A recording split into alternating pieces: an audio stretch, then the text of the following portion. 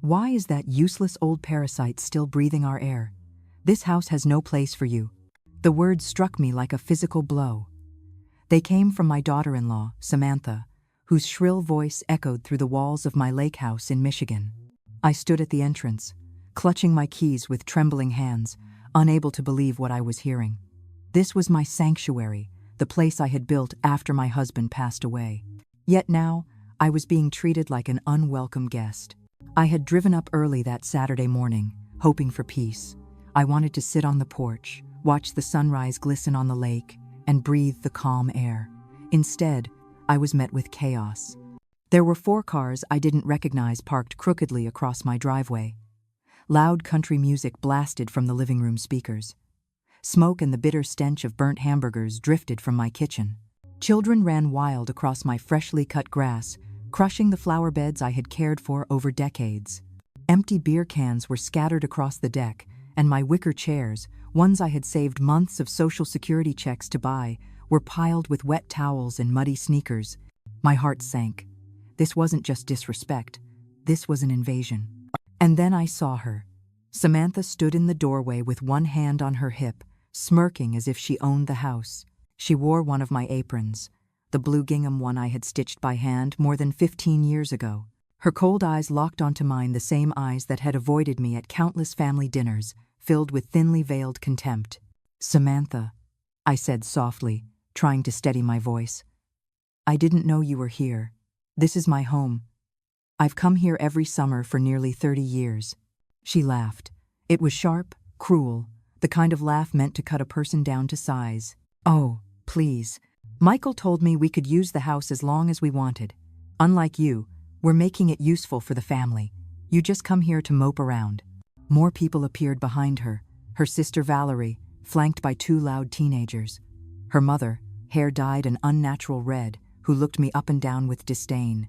Then came a middle-aged man in a Hawaiian shirt, a young woman balancing a baby on her hip, and another man leaning against the railing of my balcony, cigarette smoke curling lazily into the morning air. They all stared at me as if I were the outsider, as if my very presence in my own house was offensive. "Is this the famous mother-in-law you always complain about?" Samantha's mother asked with a sneer. "I expected someone more intimidating. She looks ordinary."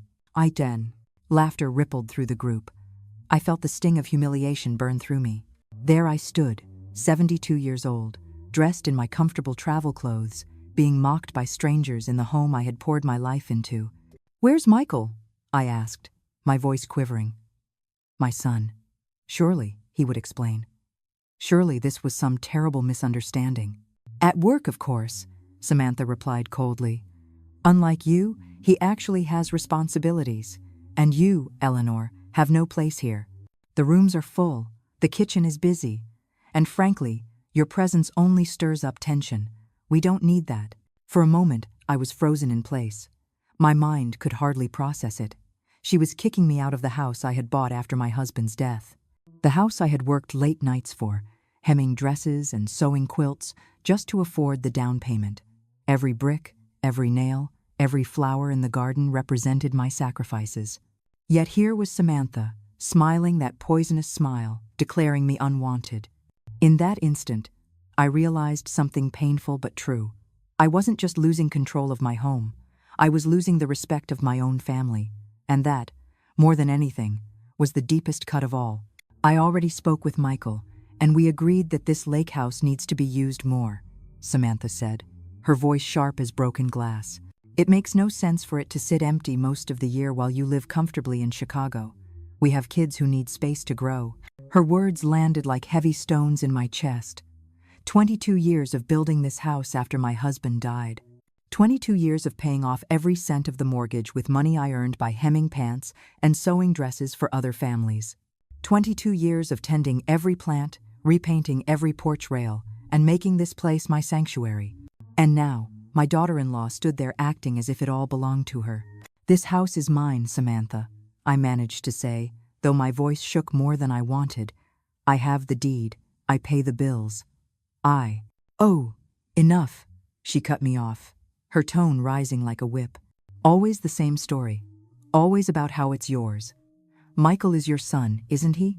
What's yours is his, and what's his is mine. That's how normal families work. I-10. The children had gone quiet now, their soccer ball resting against my broken flower pots. Everyone's eyes turned toward me. Strangers and family alike watched with smug satisfaction, waiting for me to crumble. My cheeks burned with humiliation, but something deep inside me refused to give them that satisfaction. One of the teenagers, Samantha's niece, stepped forward, her chin high with insolence. "Why don't you just get a hotel? My aunt's right.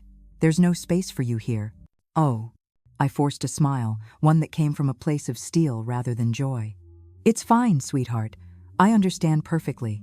Samantha smirked, certain she had won. The others relaxed, satisfied with their victory. None of them had the slightest idea what they had just awakened inside me. I turned and walked away, my steps slow, deliberate, and filled with the dignity they thought they had stolen from me.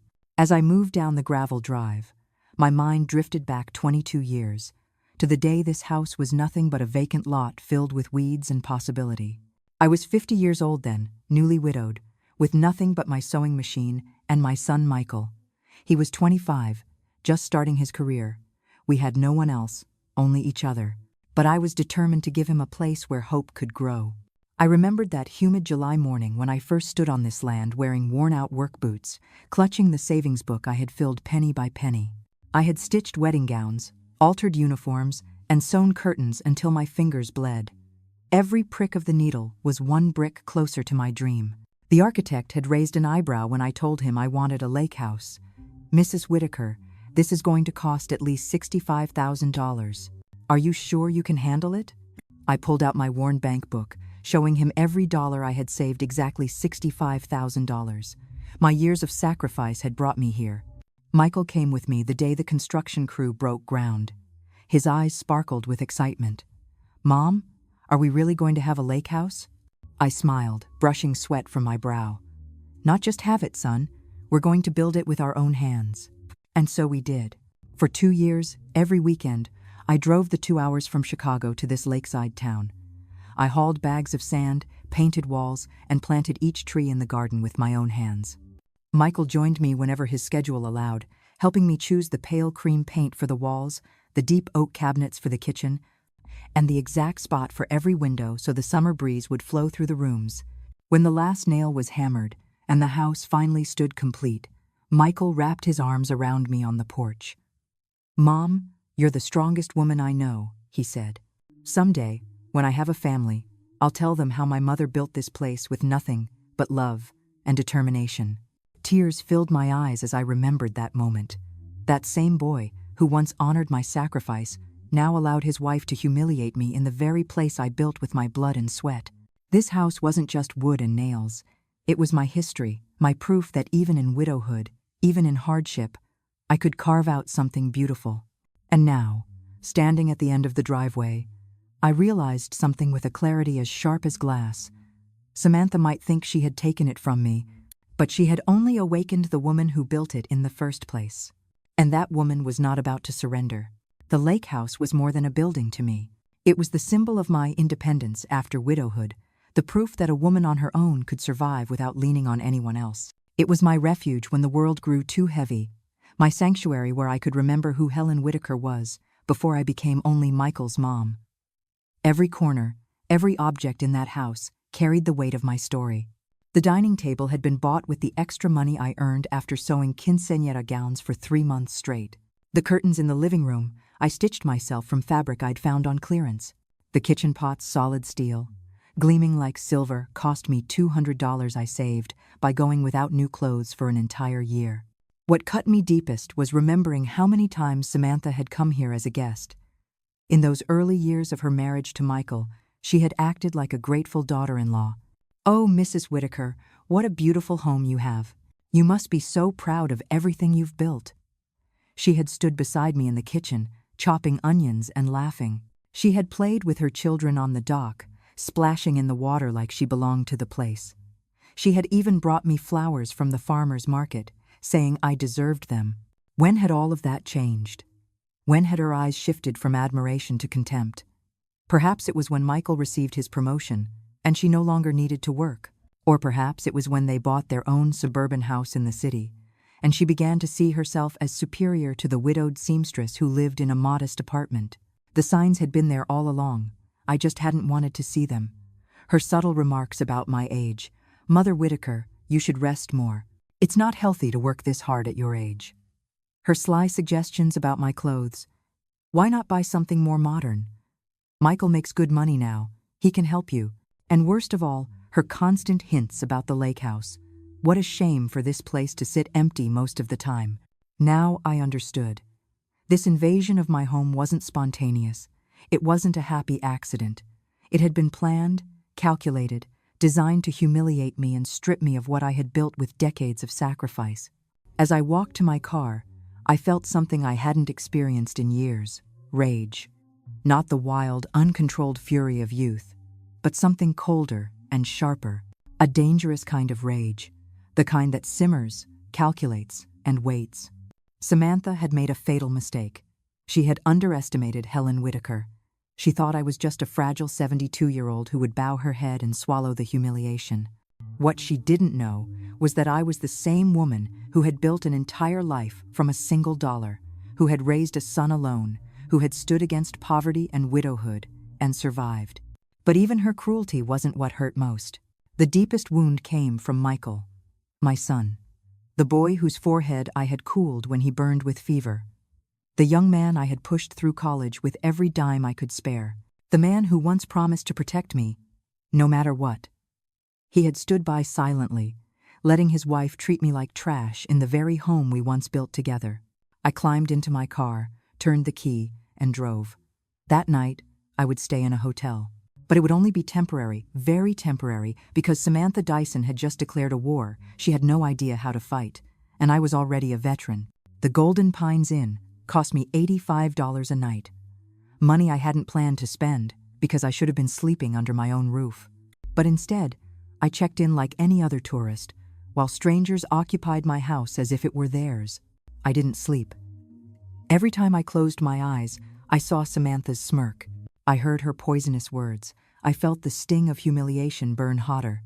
At 6 o'clock sharp, I was already awake, clutching a steaming cup of coffee and planning my next move. I would go back. Not with rage.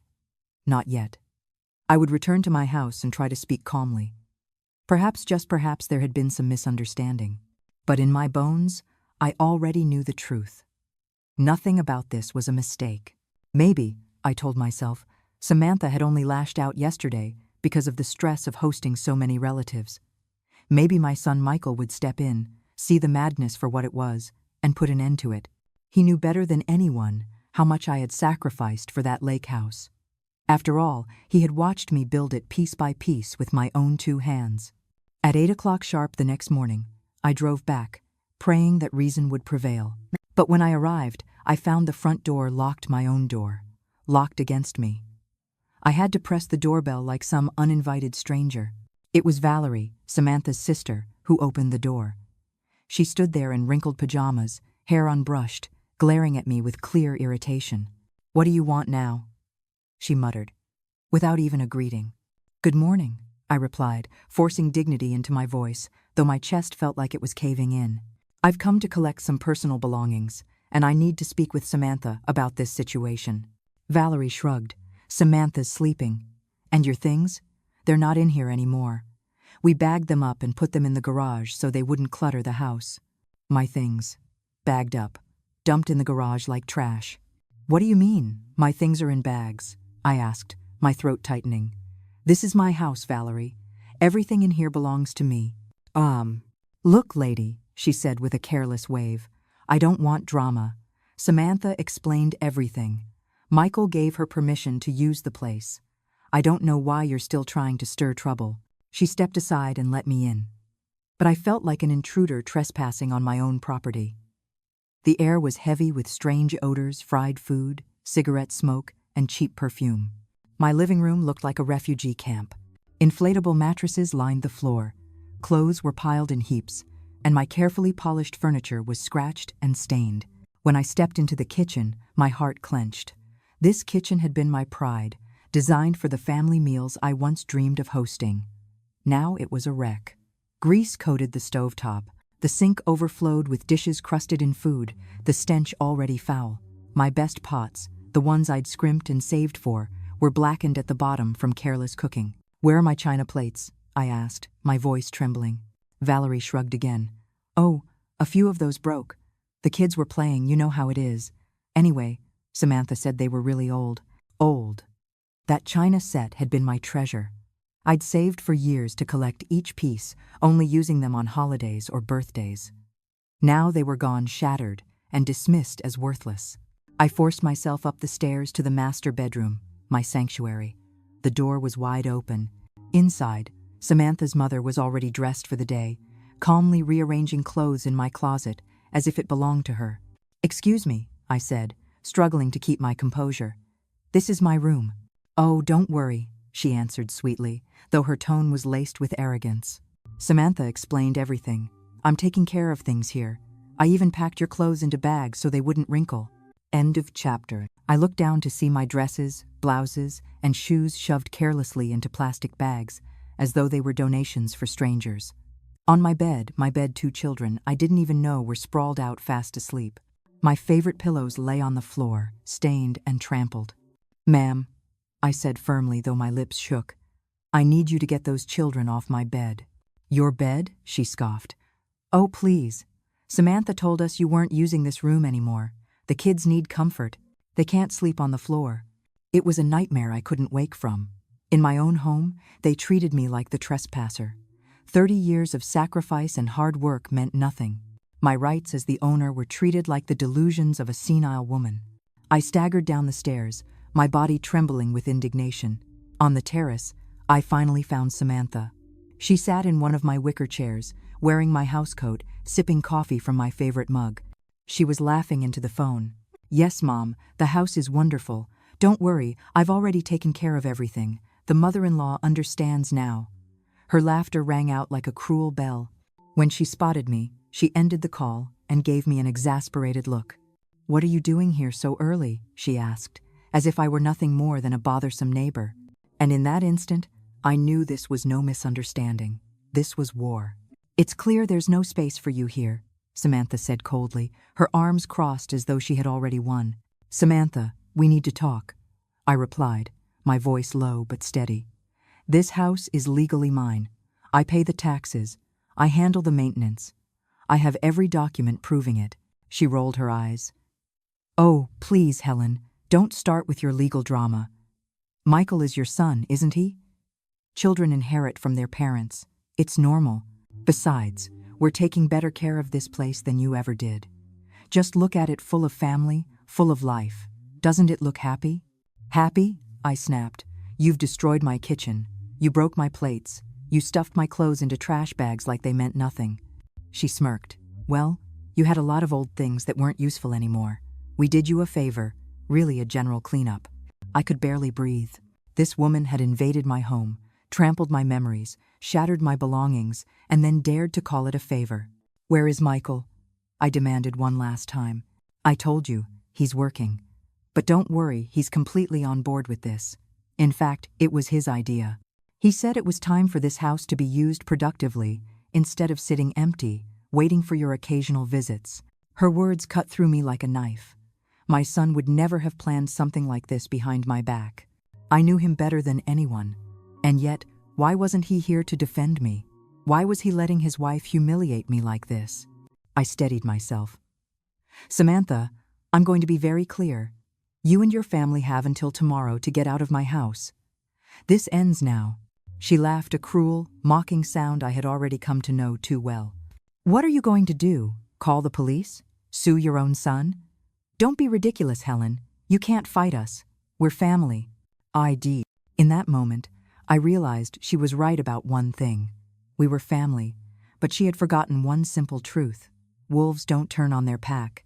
And she had just attacked the oldest, sharpest wolf of all. I smiled faintly and turned toward the door. "You're right, Samantha. We are family. And soon enough, you'll learn exactly what that means." That afternoon, I returned under the guise of needing my medication from the upstairs bathroom. Samantha let me in reluctantly, too busy setting up a barbecue on my deck with her entire extended clan to follow me. As I climbed the stairs, I took the chance to truly assess the damage. What I found nearly broke me. My master bedroom, once my sanctuary, was no longer mine. Samantha's mother and 2 unknown children had claimed it. My vanity had been moved, the mirror scratched as if with a knife. My drawers were crammed with their dirty laundry. The bathroom was worse. My porcelain soaking tub, the one I had dreamed of for years and finally installed as a gift to myself, was stained with black hair dye. The towels I had embroidered by hand lay in a heap on the floor, damp and foul. My personal toiletries were gone, no doubt used by every woman in her family. But what truly made my knees tremble was what I found in my secret closet. Behind my main wardrobe, hidden behind a sliding panel, I had kept my most precious documents and heirlooms. Hardly anyone knew it existed. Now, it had been discovered, ransacked. My papers were scattered across the floor. The jewelry I had inherited from my mother was missing. The property deeds, my proof of ownership, were crumpled, as though someone had been thumbing through them without care. And then, among the mess, I saw something that chilled me to my core. Papers that weren't mine. Legal documents with Michael's and Samantha's names printed clearly at the top. With trembling hands, I lifted them and began to read. It didn't take long to understand what I was holding. The papers in my trembling hands were not random documents. They were a legal petition to change ownership of my property. They sought to transfer the deed of my lake house into Michael's name, claiming that I, because of my advanced age and deteriorating mental condition, was no longer capable of managing valuable assets. Deteriorating mental condition. Me, the same woman who had managed her finances flawlessly for more than 70 years. The woman who had built a small fortune from nothing. The woman who still worked part-time and balanced her own accounts without help. They were trying to declare me mentally incompetent so they could steal the home I had poured my soul into. The document was dated only last week. My stomach turned. This wasn't some impulsive family invasion born of summer chaos. This was a carefully orchestrated plot to seize my property by manipulating the law. At the bottom of the folder lay something even worse, a real estate appraisal. They had valued my beloved lake house at $375,000. Attached to it was a handwritten note in Samantha's looping script. With this money, we can buy a bigger place in the city and send the kids to private school. We just need M to sign the papers and for the old lady not to cause trouble. The old lady, that's what I had become to them. Not Helen, not Mom, not the woman who raised Michael alone after his father died. Just the old lady they needed to silence while they stripped me of everything I had worked for. I slipped every document into my handbag, my hands icy but steady. Now I understood completely. This wasn't a misunderstanding or a simple act of rudeness. This was a premeditated theft, an elaborate fraud with my own son as its unwitting accomplice. I stepped out of the closet and crossed to the bedroom window.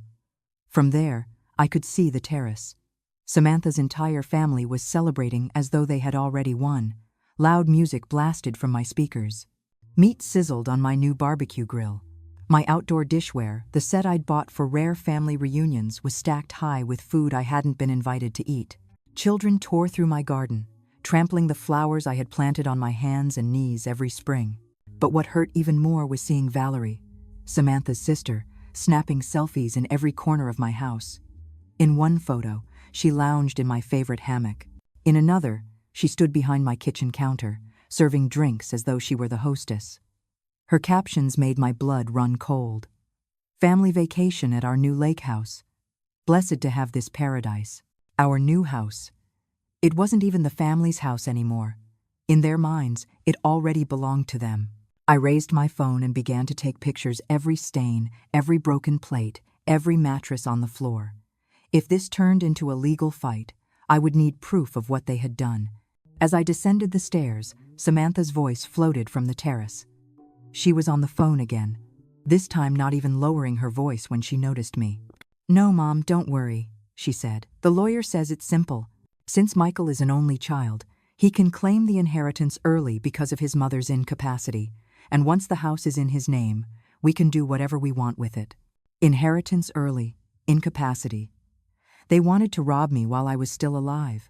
Yes, we already sent the papers.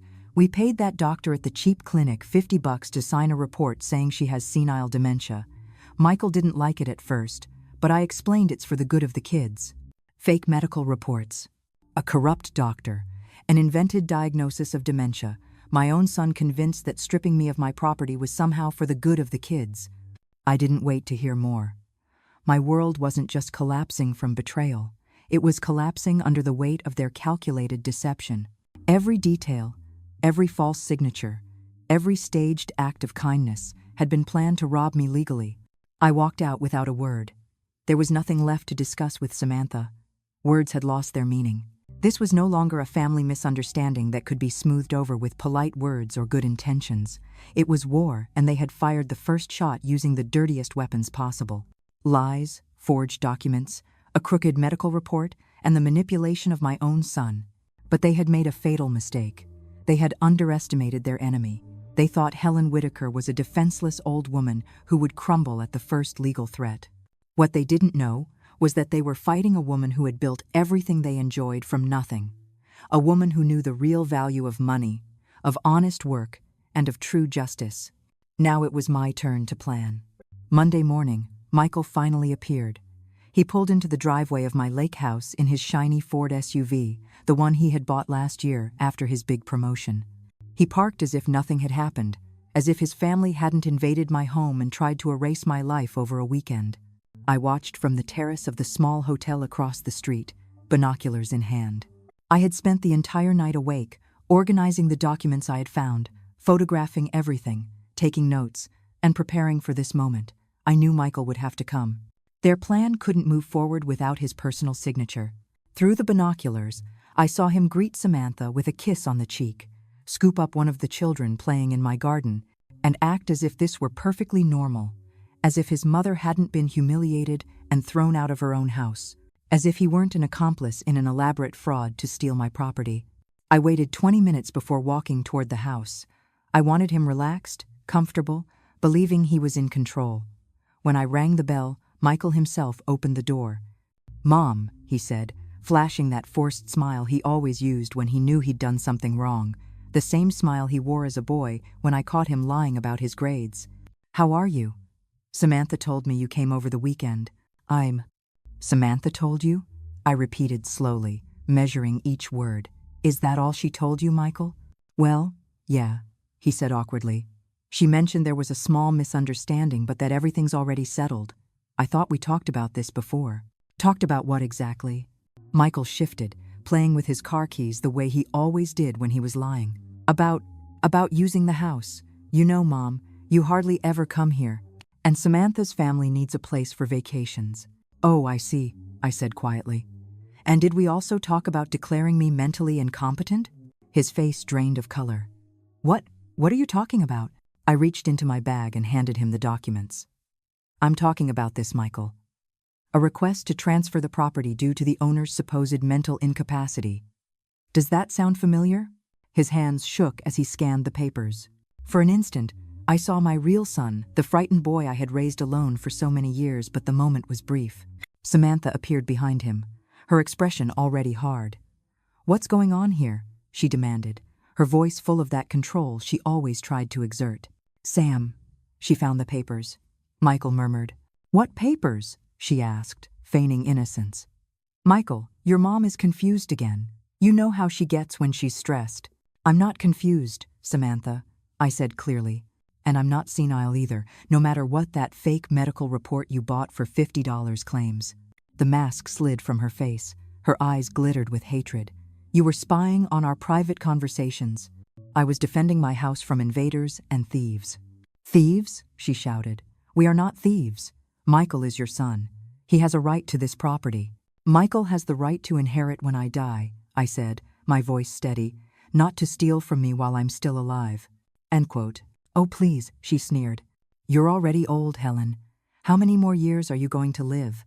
Why don't you let us do something productive with this house, instead of leaving it empty, waiting for your occasional visits?" I looked from Samantha to my son, my heart pounding, but my mind sharper than ever. They thought they'd cornered me.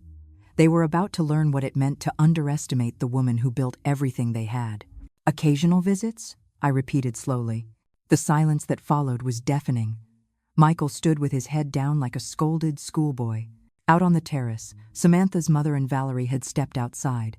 their arms crossed, listening closely. Even the children had stopped playing and were staring at us with wide, curious eyes. "Did you really just suggest that my mother hurry up and die so you can take her house?" Michael finally raised his voice, his words cutting the air.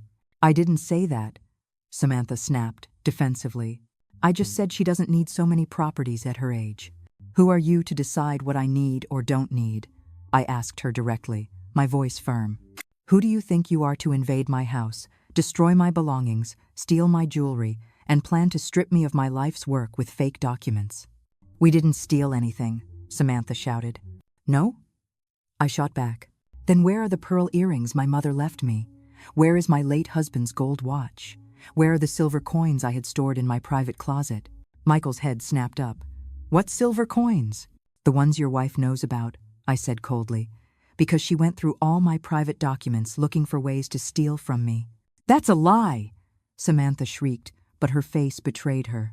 "Michael," I said to my son with the calmest voice I could muster, "I need you to tell me the truth right now. Did you know about the property transfer papers?" "Tell her," Samantha barked at him. "Tell her you knew. Tell her you agreed. Tell her it's time for you to think about your real family instead of pleasing your mom your whole life." "Shut up, Samantha," Michael suddenly exploded. "Just shut up." Everyone went silent. Michael never yelled at his wife. He had always been the quiet one, avoiding conflict, desperate to keep the peace. Seeing him lose control like that shocked us all. "Mom," he said at last, tears welling in his eyes. I never wanted it to get this far. But you knew about the papers, didn't you?" I pressed.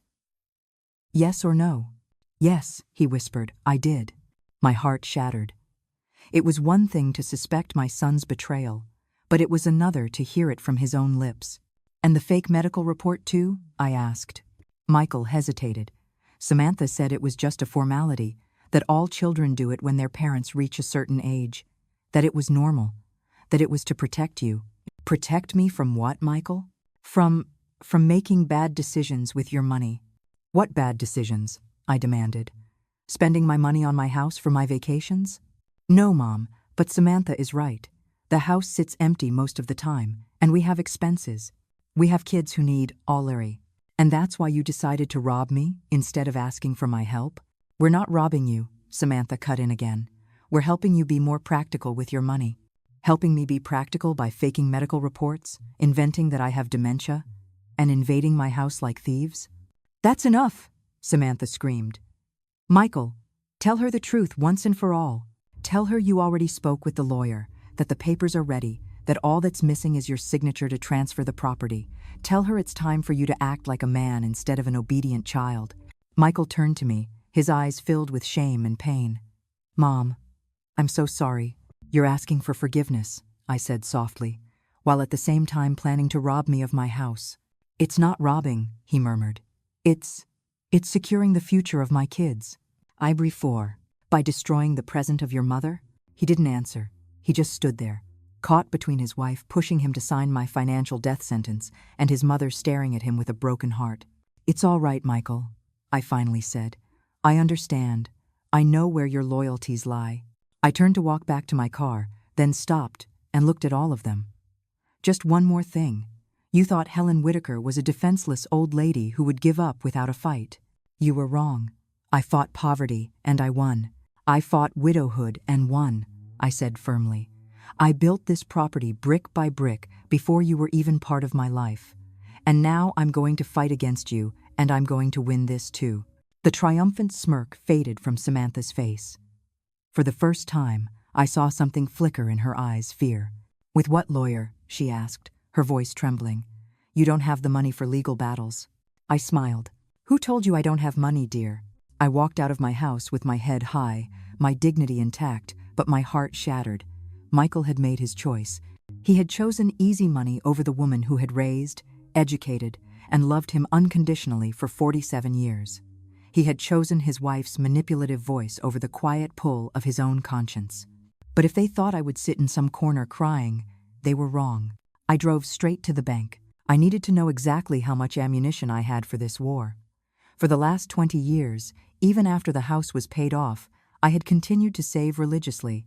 Every month, I put away $300 from my pension and the income from my sewing work. I had learned long ago that money saved was power, security, and freedom. The bank manager, Alex Peterson, had known me for 15 years. A serious, professional man, he had always respected my financial discipline. "Helen," he said warmly as I walked in, "how can I help you today?" "I need the exact balances of all my accounts," I replied, "and I need to discuss a very delicate legal matter." When he showed me the numbers on the screen, I smiled for the first time in days.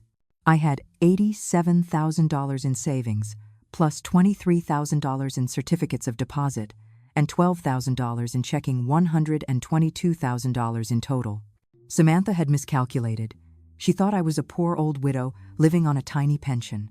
She didn't know that Helen Whitaker had been a disciplined worker and saver her entire life, preparing for exactly this kind of betrayal.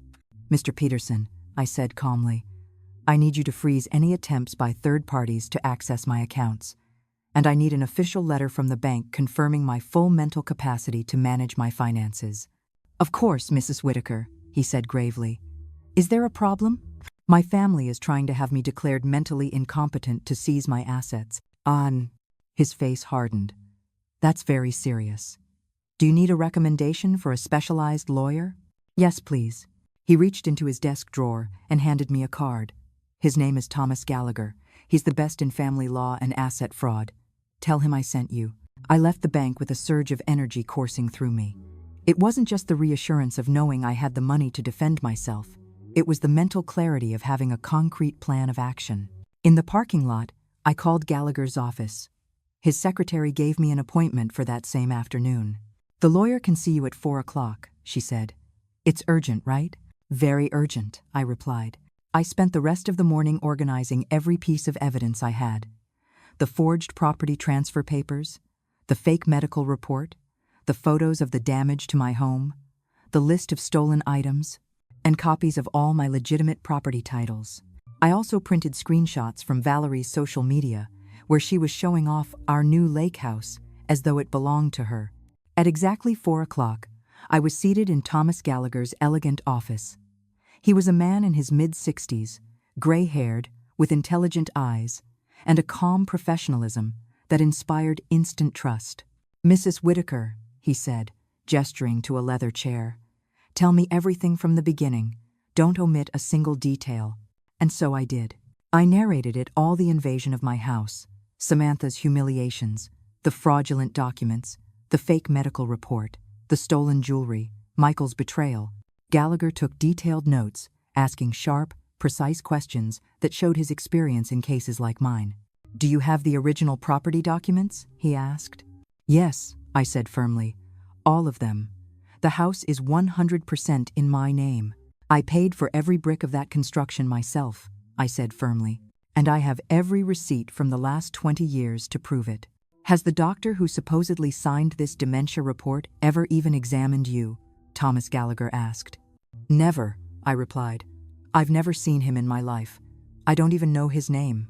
"Excellent," Thomas said, his eyes flashing. "That's falsification of medical documents. A federal crime. Do you have any documentation for the stolen jewelry?" "I'm sure I do," I said. "Some of it, especially my late husband's gold watch, is insured for $3,000. Thomas smiled. "Mrs. Whitaker, your case is solid. Very solid. We're looking at trespassing, theft, falsification of documents, attempted asset fraud, and possibly medical corruption. Your family has stepped right into a legal trap." "What can we do?" I asked. "Several things," he said. "First, tomorrow, we'll file an eviction lawsuit for illegal trespassing. Second, we'll report the theft of your jewelry to the police. Third, we'll report the falsification of medical documents to the State Medical Board and the District Attorney's Office. And fourth, we'll request a restraining order to stop them from using your name or signing anything in your stead." "How long will all of that take?" "The eviction can be almost immediate if the judge sees clear evidence of trespassing. In cases like this, where the intruders have no legal right to the property, the law acts quickly." "And how much will it cost?" "My fees are $5,000 for the entire process. Can you pay that?" "I can pay today if you want," I replied without hesitation. His smile widened.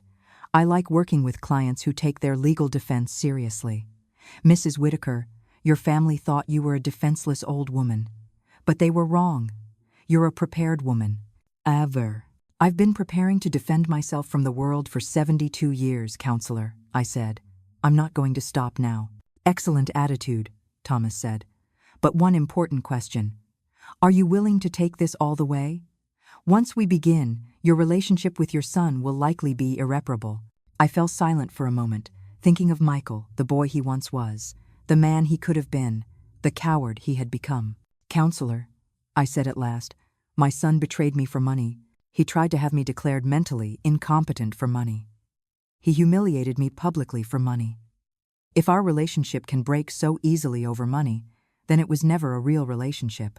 And if he regrets it later and tries to apologize, he should have thought of that before signing papers to rob me. Apologies after being caught don't count. Thomas nodded with respect. Understood. We'll proceed with everything. First thing in the morning, we'll file the lawsuits. There's one more thing, counselor, I added. Yes? I want them to understand they completely underestimated their opponent. I want them to learn that betraying family carries real and permanent consequences. What do you have in mind? I want this lawsuit to be public. I want all their friends, neighbors, and acquaintances to know exactly what they did. I want the social cost of their betrayal to be as high as the legal cost. That can be arranged, Thomas said with a slight smile. Court records are public, and we can make sure the local media hear about such a scandalous case. I left his office feeling like a different person than the one who had entered. I was no longer Helen Whitaker, the betrayed and humiliated mother. I was Helen Whitaker, the woman defending herself with every legal weapon at her disposal. That night, from my hotel room, I called my sister Laura in Texas and told her the whole story. Helen, I can't believe Michael would do that after everything you sacrificed for him, she said. It no longer matters what I sacrificed, Laura, I replied. What matters now is what I'm going to get back. Do you need me to come help you? No, sister. I have to fight this battle alone. But thank you for offering. I hung up the phone and sat on the edge of the bed, looking out toward my house. From the hotel window, I could see the lights glowing, the music still playing, the celebration continuing as if nothing had happened. Tomorrow would be a very different day for all of them. I smiled into the darkness. On Tuesday morning at exactly 8 o'clock, Thomas Gallagher arrived at my lake house with 3 legal documents, a uniformed police officer, and a public notary. I stepped out of a taxi at the same moment, dressed in my best gray suit and carrying a thick folder full of evidence. Samantha's family was gathered on my terrace, eating breakfast, when they saw the official vehicles park in the driveway. Samantha's coffee cup slipped from her hands and shattered on the ground when she caught sight of the police car's license plates. Good morning, Thomas announced in a clear, commanding voice. I am attorney Thomas Gallagher, legal representative for Mrs. Helen Whitaker, the sole and rightful owner of this property. We are here to deliver an immediate eviction order for illegal trespassing. Samantha bolted toward us, panic written all over her face. What are you talking about? This is my husband's house. We have every right to be here. Ma'am, the police officer said firmly. Do you have any documents proving you own or legally rent this property? My husband is the owner's son. He gave me permission, she stammered. And where is your husband right now? The officer asked. He's at work. Thomas calmly produced a stack of papers. Here is the original deed to the property, completely in Mrs. Whitaker's name. Here are the property tax receipts for the past 5 years, all paid by Mrs. Whitaker. And here is a court-issued eviction order for trespassing without the owner's consent. At that moment, Samantha's mother appeared behind her, visibly shaken. What's happening here? She asked nervously. What's happening? I said in a calm but resolute voice, is that you invaded my home without my consent, destroyed my property, stole my belongings, and attempted to rob me of my life's work, using fraudulent documents. Now you will face the legal consequences. Valerie came rushing out of the house, her phone raised, recording the entire scene. This is elder abuse, she shouted. The lady is crazy, she's harassing us. Miss, the public notary interrupted sharply. Stop recording immediately. This is an official legal proceeding, and you are not authorized to document it. Thomas then took out another set of papers.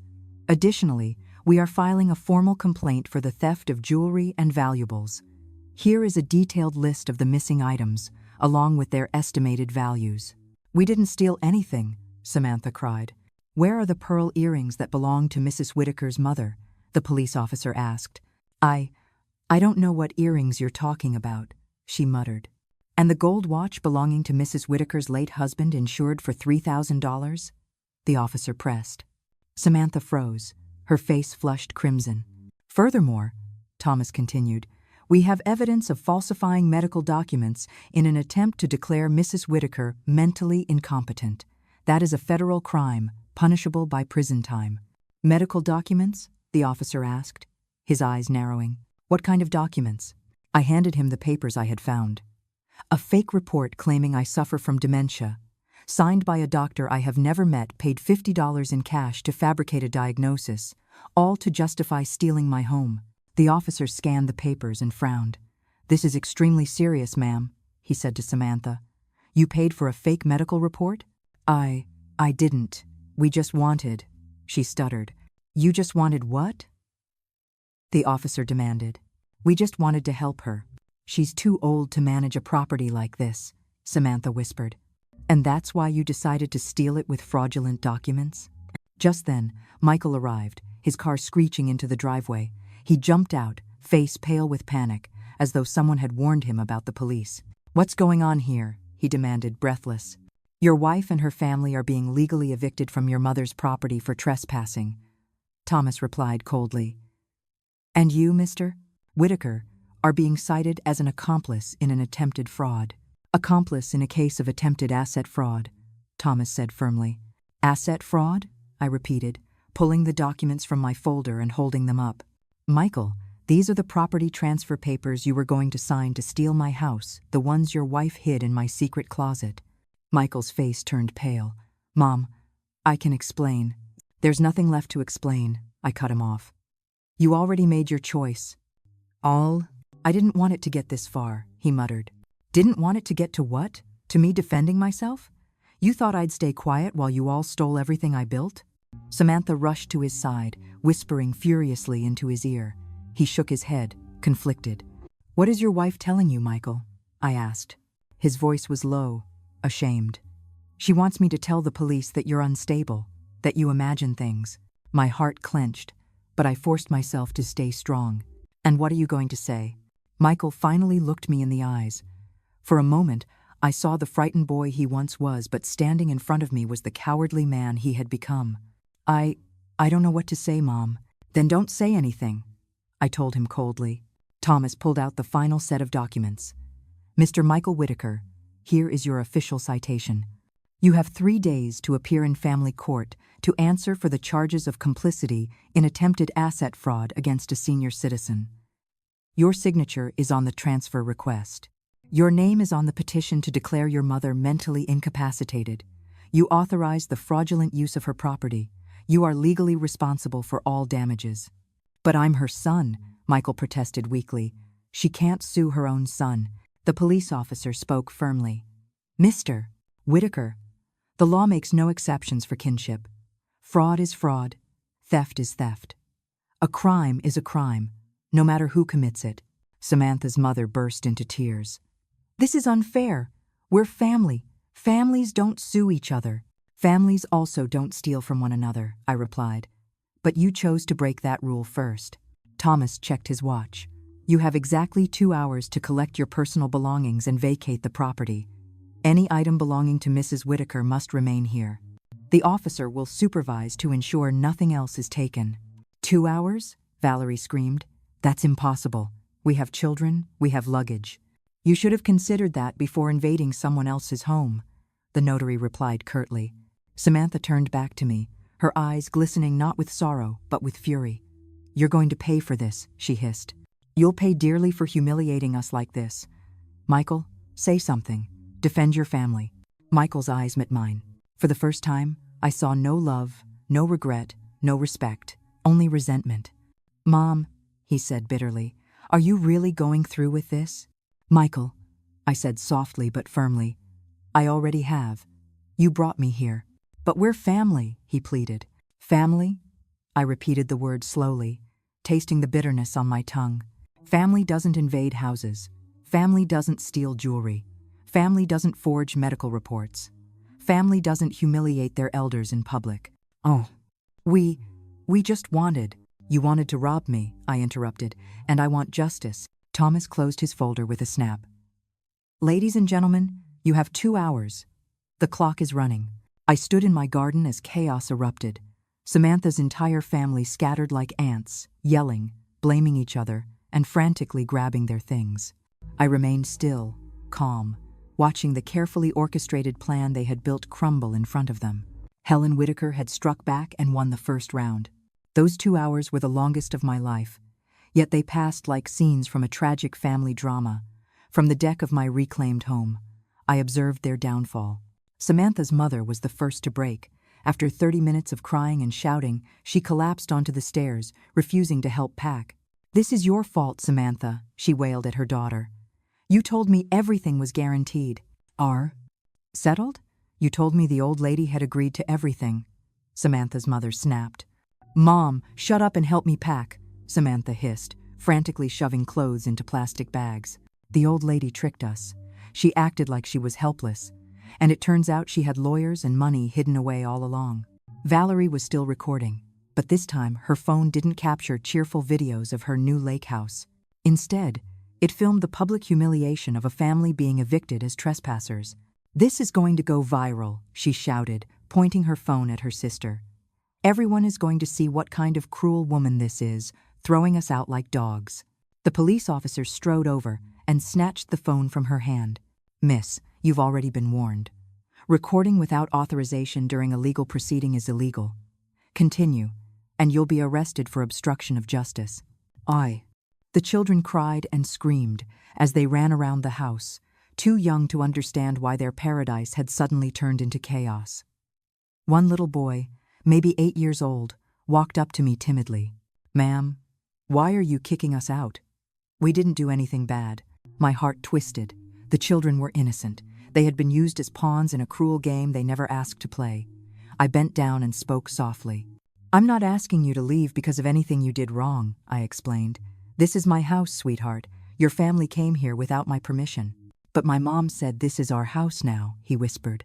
"Your mom was wrong," I said gently. Samantha overheard and stormed over, her eyes blazing. "Don't talk to my kids. You have no right to confuse them even more." "I'm not confusing them," I replied firmly. "You confused them when you brought them to a house that was never yours." "This house is ours," she shouted. "Michael is your son. Children inherit from their parents." "Children inherit when their parents die, not when their parents are still alive and capable," I shot back. "You're already old," she screamed. "What do you need with so much property at your age?" Thomas stepped forward, his voice sharp. "Ma'am, every comment you make about my client's age is being documented as additional evidence of age discrimination and psychological abuse against a senior citizen." Samantha fell silent immediately. Meanwhile, Michael kept his eyes down, carrying suitcases to the car without a word. He refused to meet my gaze, as though my presence burned him. But when the officer announced there were only 30 minutes left before the deadline expired, he finally approached me. "Mom, we need to talk." "There's nothing left to talk about, Michael." "Yes, there is." His voice cracked. "Look, I admit things got out of control, but we can fix this. We can reach a family agreement, no more lawyers, no more police." "What kind of agreement?" I asked coldly. "You keep the house, of course. We'll admit it was a mistake to come without telling you. And in exchange, you drop the lawsuits and the theft reports. We'll return everything that was taken by mistake." "By mistake?" I repeated bitterly. "Do you really expect me to believe that stealing my mother's pearl earrings was a mistake? That taking your father's gold watch was an accident?" "Mom, it wasn't stealing, it was a misunderstanding," he insisted weakly. "And the fake medical report claiming I have dementia, was that also a misunderstanding?" He was silent. "And the request to transfer my property because I was supposedly incapacitated, another misunderstanding?" Silence again. "And watching your wife humiliate me, calling me a parasite in my own home, was that also a misunderstanding?" "That wasn't me," Michael muttered. "That was Samantha." "But you were there," I said, my voice breaking. "You saw it, you heard it, and you said nothing." I didn't know what to say. You knew exactly what to say, Michael, I replied sharply. You should have defended your mother. Instead, you stayed silent so you wouldn't contradict your wife. Mom, Samantha was stressed, he pleaded. Her whole family was here. The kids were restless. And that gave her the right to insult me under my own roof? I demanded. Michael's shoulders sagged. Okay. Samantha behaved badly. I admit it. What else do you want me to say? Michael asked, his voice cracking with frustration. I want the truth, I said steadily. I want you to admit that you planned to steal my house with forged documents. I want you to admit that you betrayed me for money. I didn't betray you for money, he insisted. I did it for my family. And what am I, Michael? I asked, my voice trembling. Am I not your family? Yes, of course you are, he said quickly. But Samantha and the kids are my primary responsibility now. So your primary responsibility is to rob your mother? It wasn't robbing, he muttered. It was securing the future of my children. By destroying the present of the woman who gave you life, I replied bitterly. Michael pressed his hands against his head in exasperation. Mom, you don't understand. We have huge expenses. The kids need private school, clothes, vacations. Samantha's house needs repairs. I work day and night, but the money is never enough. And that's why you decided that I had to pay your bills with my life's work? I demanded. Because you think I don't deserve what I built? You live alone in a small apartment, he said angrily. You don't need such a big lake house. It's a waste. There it was, the truth. He hadn't betrayed me out of love for his family. He had betrayed me because he thought my sacrifices were worthless. A waste, I repeated slowly. Mom, I didn't mean it like that. Are my 30 years of working day and night a waste? I pressed. No. Was my discipline of saving every penny to build this house a waste? Mom, please. Was my sacrifice of raising you alone after widowhood a waste? That's enough, Michael exploded, his face flushed red. It's always the same with you, reminding me of everything you gave up, always making me feel guilty for having my own life. The silence that followed was thick and heavy. Even Samantha stopped shoving clothes into bags and turned to listen. There it is, I said quietly. You didn't betray me for money. You betrayed me because my sacrifices became a burden you couldn't bear. I didn't say that, he stammered. You didn't have to, I replied. You just shouted it with every word. Michael stood there, breathing hard, his shame and anger boiling over. Do you know what the saddest thing is, son? I asked gently. If you had asked me for help, I would have helped you. If you had told me you were drowning financially, we could have found a solution together. But instead, you conspired behind my back, humiliated me, and tried to rob me with the law. Because I knew you'd say no, he blurted out. How did you know, when you never even asked? Because you've always been so controlling with your money, he said bitterly. Everything had strings attached. Controlling? I repeated. Michael, I paid for your college tuition. I bought your first car. I gave you the down payment for your home. I helped you countless times, but always with the hope that you'd learn responsibility.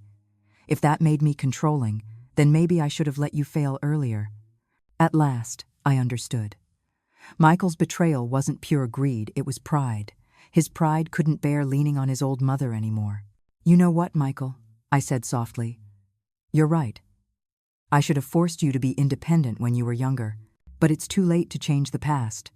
Now you'll finally get your wish. From this day forward, you will solve all your financial problems without my help. Thomas checked his watch. Folks, you have 10 minutes left. The final half hour unraveled in chaos.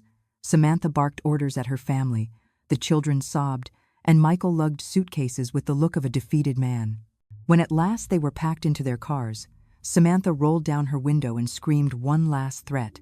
This isn't over, you bitter old woman. We're going to appeal. We'll prove you're crazy. Go right ahead, I answered calmly. My lawyer will be waiting. The cars sped off, gravel crunching beneath their tires.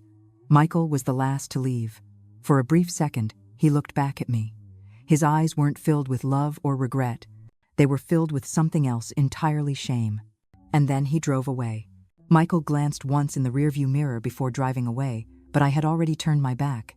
Thomas approached me gently. How do you feel, Mrs. Whitaker? Tired, I admitted honestly. But free. Free from pretending we're a happy family. free from excusing betrayal with maternal love, free from lying to myself that forgiveness could somehow erase all of this. The police officer gave a final handshake before leaving. The notary signed the last of the documents. Thomas placed the keys to my own house into my palm. "Mrs. Whitaker," he said firmly, "your house has been officially restored to you." I walked up the familiar steps to my terrace and lowered myself into my favorite wicker chair. For the first time in a week, I was alone in my home again. But deep down, I knew the final act of this battle was still to come. 1 week later, the lake house had regained its peace. I had hired a professional cleaning service for $700 to scrub away every trace of the invasion. The sour smells were gone, the stains erased, and the furniture back where it belonged. My home once again felt like mine. Yet the real justice was just beginning.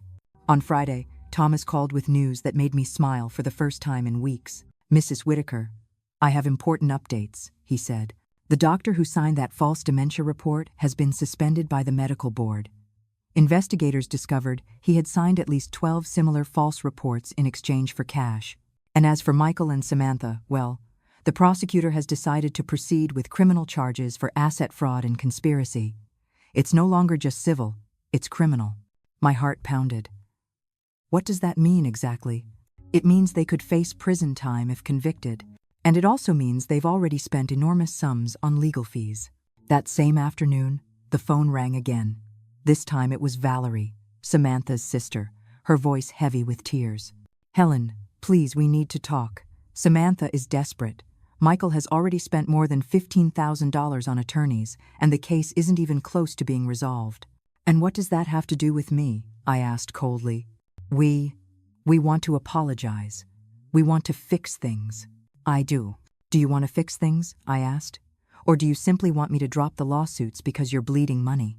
"Please," Valerie begged. "Samantha has children to support. Michael could lose his job if this becomes public at his office. She should have thought about her children before plotting to rob me," I replied sharply. "And Michael should have thought about his job before forging medical documents. But you already have your house back. You already won. Why keep punishing us?" "Because getting my house back doesn't erase the humiliation," I said. "It doesn't bring back the stolen jewelry. It doesn't erase the scars of being betrayed by my own son." "We can return the jewelry," she offered quickly. "It's at my mother's house." "The jewelry you supposedly took by mistake?" I asked. "Ma'am, please." "Valerie," I said coldly, "tell your sister that if she wants to talk, she must come here herself, and she had better bring every piece of my stolen jewelry." I hung up the phone feeling both satisfaction and sorrow. Satisfaction that their scheme had crumbled so completely. Sorrow that my relationship with Michael was likely broken beyond repair. 2 days later, Samantha appeared at my door. She came alone, without Michael, clutching a bag in her trembling hands. Her eyes were swollen from crying. "Helen," she said quietly, "I came to return your things, and to apologize." "Come in," I told her. She sat in my living room like a reprimanded child. Slowly, she placed the bag on the table and began removing my belongings one by one. "Here are the pearl earrings. Here is the gold watch. Here are the silver coins. And here is the necklace that that we also took by mistake." "By mistake?" I asked flatly. Her face crumpled. "The truth is, I took them. Not by mistake. I was going to sell them. We needed the money. We have so many debts. Michael lost money in some bad investments," Samantha admitted at last, her voice breaking. "Michael made some bad ones last year. We fell behind on the mortgage. Our credit cards are maxed out. The kids' school bills just keep piling up." "And that's why you decided to rob me?" I asked coldly. "It wasn't robbing," she insisted through tears. It was asking for your help, just in a different way, indirectly, by moving into your house and," her voice dropped, "by humiliating you." She buried her face in her hands. "Helen, I know I behaved terribly, but I was desperate. When Michael told me about this beautiful lake house you hardly used, I thought maybe you wouldn't mind. I thought maybe it wouldn't matter. At first, we just wanted to stay here when you weren't around. And then, when we realized how expensive it was to manage 2 homes, we thought it would be simpler if the deed was in Michael's name, to avoid future problems." "Legal problems?" I repeated. my voice rising. Samantha, you created the legal problems. You falsified medical documents. You forged papers. That was the idea of the cheap lawyer we hired, she whispered. He said it was the fastest way to transfer property within a family. I almost laughed at the absurdity. A lawyer advised you to commit fraud. He said it wasn't fraud if it was immediate family, she murmured. I sat in silence for a moment, stunned at the sheer ignorance. They had ruined their lives financially and legally because they trusted the advice of a second-rate, crooked attorney. Where is Michael? I asked finally. He didn't want to come, she admitted, her eyes downcast. He says you're not his mother anymore. Ah. Those words pierced deeper than I expected, but they also gave me clarity. He says I'm not his mother anymore? Yes. He said a real mother wouldn't sue her own son. That you chose money over family. And what do you think, Samantha? She hesitated, then whispered, I think we started this, but I also think you took things too far. We could have resolved it without lawyers, without police, as a family. I stood, my voice steady. How could we have resolved this as a family when you lied to me? When you went behind my back with forged documents and plotted to strip me of everything I worked for? Families respect one another, Samantha. And you disrespected me in every way possible. She wiped her tears. What do I need to do to make you drop the lawsuits? You really want to know? I asked. Yes, she said quickly. Michael needs to come here. He needs to look me in the eyes and admit everything. Not over the phone, not through you face to face. Her expression darkened. He won't come. He's too proud. Too proud to apologize to his mother, I said, but not too proud to try to rob her. He feels betrayed by you too, she muttered. Betrayed? I repeated, incredulous. Betrayed because I defended myself? Betrayed because I chose dignity over humiliation? Justice over betrayal? Truth over lies? She had no answer. Families take care of one another, I continued. You didn't take care of me. You tried to destroy me. Samantha rose slowly, clutching her bag. So, there's no way to fix this? The way to fix this, I said firmly, was not to do it in the first place. After she left, I sat on the terrace, watching the lake ripple under the golden sunset. The waves moved with their eternal rhythm, indifferent to the small human dramas of betrayal and pride. A week later, Thomas called with the final updates. Mrs. Whitaker, Michael, and Samantha accepted a plea deal. They will each pay a $25,000 fine, complete 200 hours of community service, and spend 2 years on probation. No jail time? I asked. No, he admitted. But they'll carry a permanent criminal record, and the false doctor's report has been officially nullified. Your legal and medical capacity is fully restored. And their legal costs? Thomas chuckled grimly. They've spent over $30,000 on defense lawyers already. Between the fines and the fees, they've lost more than $55,000, more than half the value of your house. They lost more trying to steal from you than they would have ever gained. That night, sitting alone in my reclaimed home, I took stock of everything. I had lost my son, that was the most painful truth. Michael had chosen resentment over repentance, pride over forgiveness. But I had also gained something. My dignity, my independence, and the confirmation that 72 years had not turned me into a defenseless old woman.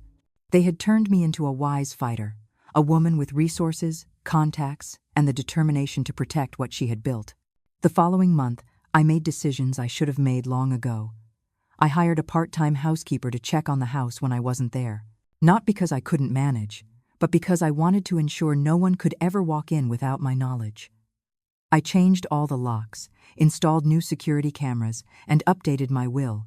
And in that new will, I left the house not to Michael, but to charity. If my son wanted independence so badly, he would have it. 6 months later, a letter arrived. Not a phone call, not a visit, a letter. Mom, I hope you're doing well. The kids ask about you. Samantha and I have learned our lesson. Maybe one day we can be a family again. I folded the letter neatly and put it away without replying. True families don't betray each other for money. True families don't humiliate their elders. True families don't forge documents to commit theft. Michael had chosen money over his mother, and I had chosen dignity over his forgiveness. We both lived with the consequences. I lived in my lake house, free, independent, and at peace. They lived with debt, probation, a criminal record, and the shame of having tried and failed to swindle a 72-year-old woman. Justice had been served, and Helen Whitaker had proven once and for all that underestimating an older woman was the most expensive mistake anyone could ever make. Life teaches us one hard lesson over and over again. Boundaries matter even with family. In Helen's story, she nearly lost everything she had worked for because she trusted too much and failed to protect herself from those closest to her. The truth is, love does not mean leaving yourself unprotected. No matter who it is, friends, relatives, even children, you must keep your financial documents secure, keep your accounts private, and be prepared to defend what you've built. Protecting your dignity is not selfish. It's necessary. Forgiveness may heal the heart, but preparation and action are what keep you safe. Take this story as a reminder. Review your own safeguards today. Do you have your important documents stored securely? Do you know who has access to your property, your accounts, and your future? I'd love to hear from you. What steps have you taken to protect yourself and your legacy? Share your thoughts and experiences in the comments. Your story might be the advice someone else desperately needs.